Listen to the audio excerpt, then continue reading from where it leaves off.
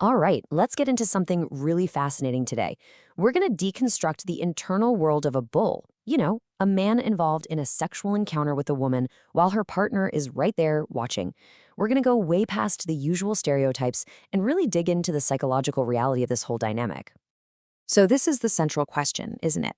The whole scenario is usually painted with these really broad strokes of pure ego and conquest.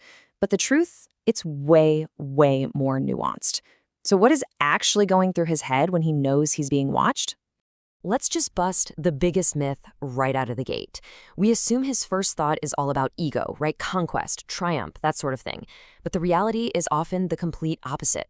A lot of the time, his very first mental process is one of, believe it or not, responsibility. It's about a hyper-awareness, a quick scan of the room to gauge the comfort level of everyone involved.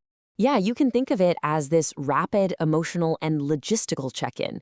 He's incredibly conscious that he is a guest inside a couple's most intimate space. So before his own experience can even really kick off, their emotional safety often becomes his primary focus.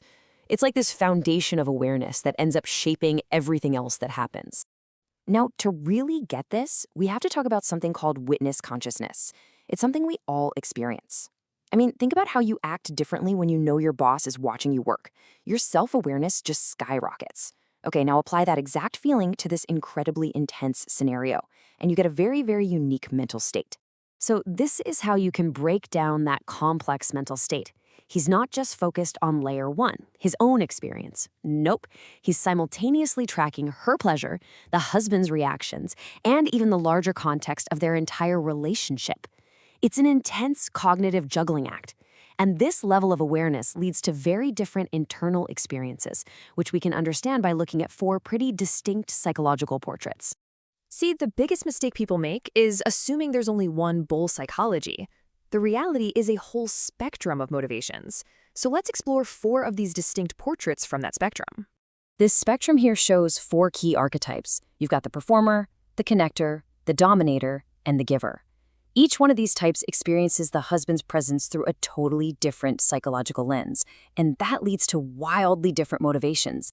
So first up, the performer. For this guy, the husband isn't just some spectator, he's the intended audience.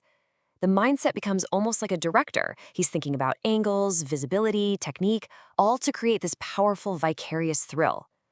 The bedroom basically becomes an intimate stage, and the performance itself is the main source of arousal. Next up is the connector, and this type just completely flips the stereotype on its head. His internal monologue is, well, surprisingly tender. He actually sees the husband as a co-creator, and he feels this profound sense of being trusted. For him, it's not about disrupting their bond at all, but about being invited to participate in it and to honor it. Then you've got the dominance-oriented type. This one's all about the thrill of a consensual power exchange. But it's not simple. It's actually built on this really sophisticated paradox.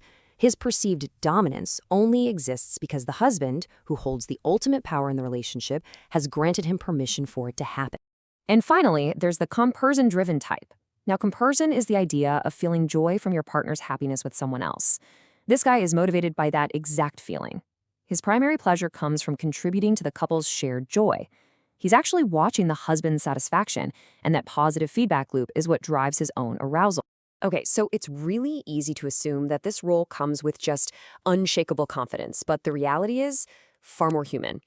Let's take a look at the hidden anxieties that are often a huge part of this internal experience. So, unsurprisingly, a huge chunk of his mental energy is spent on performance pressure, which of course is only amplified by having a witness.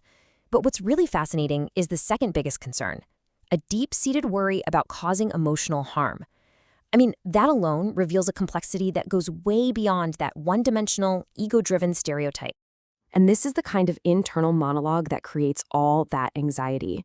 These questions, they represent this immense weight of expectation, the fear of misreading a signal or failing to live up to a fantasy, or even worse, causing lasting damage to their relationship. That's a very, very real part of the psychological landscape. So after looking at the initial thoughts, the different psychological portraits, and even the hidden anxieties, what's the big picture? Let's bring this all together for the final takeaway. So what's the bottom line here? It's really simple. We have to choose complexity over caricature. The mind of the bull isn't some one-note stereotype of conquest. It's a rich, it's varied, and it's a deeply human psychological space. And this quote from the source material really just gets to the heart of it all. The presence of an external witness, the husband, it activates a heightened internal witness within the bull himself. He becomes way more aware of his own actions, his feelings, his role. And that simple act being watched fundamentally changes the nature of the entire experience from the inside out. And this really leaves us with a much broader, more universal question. This whole dynamic, it's just an intense case study of a fundamental human experience. When we know we are being watched, who do we become?